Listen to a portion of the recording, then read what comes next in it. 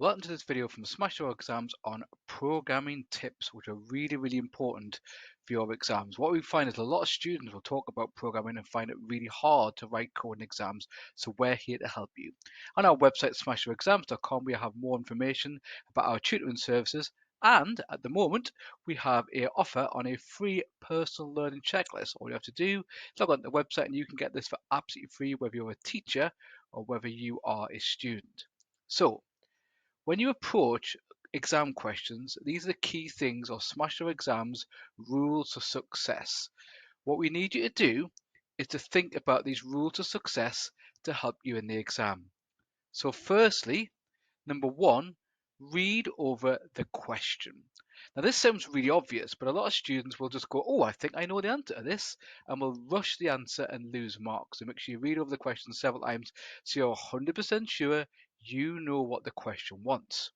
Number two, what are the inputs to this problem? Ideally, you will write this at the top of your question to help you answer the question.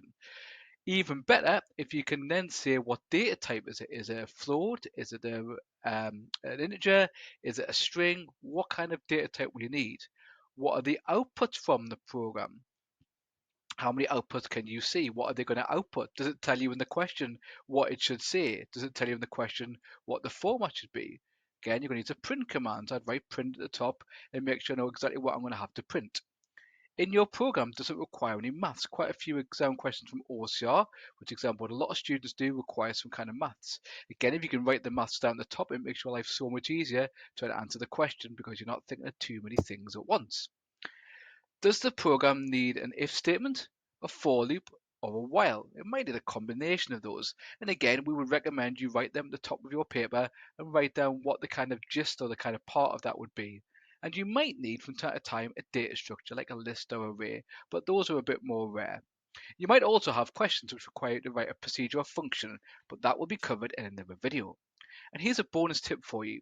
Look at the bullet points the exam board gives you. OCR, as an exam board, often give you bullet points, and AQA do as well. So look at the bullet points they're trying to help you, and also look at the number of marks, because you will know from your teachers that approximately it's 1 minute a mark.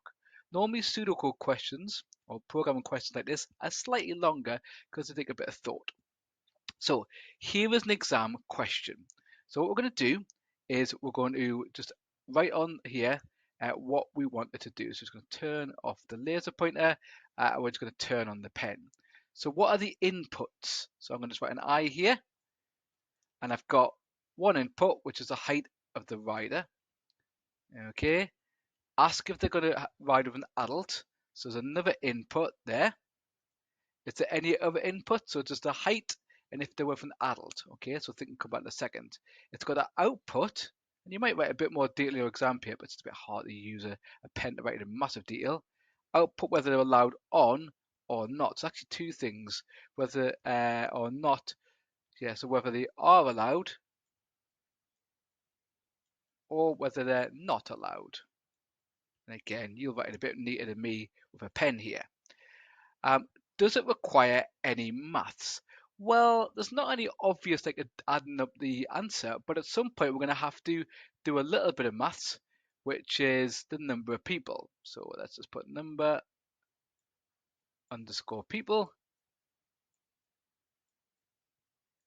That's going to have to be recorded. At some point, we're going to add 1 to that.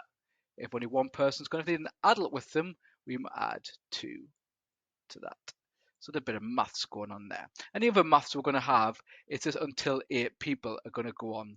So this says it repeats the process until 8 people have been allowed on. Now the next thing we said does need an if statement, a for, or a while loop. So kind of little process it's going to need. It's going to need an if statement, which is going to depend what the height is, what it does. So if they are over 140 centimeters, they're going to be allowed on. So it could be a crocodile there, isn't it? 140. Notice I didn't put centimeters down. If they're now it doesn't say if there has a minimum 140, so that's going to be greater than or equal to. So if they're 140 centimeters, that's fine. If they're greater than 120, greater than or equal to 120, and they've got an adult, we're going to do that there. So we're going to put that there, and we're going to have something about like if adult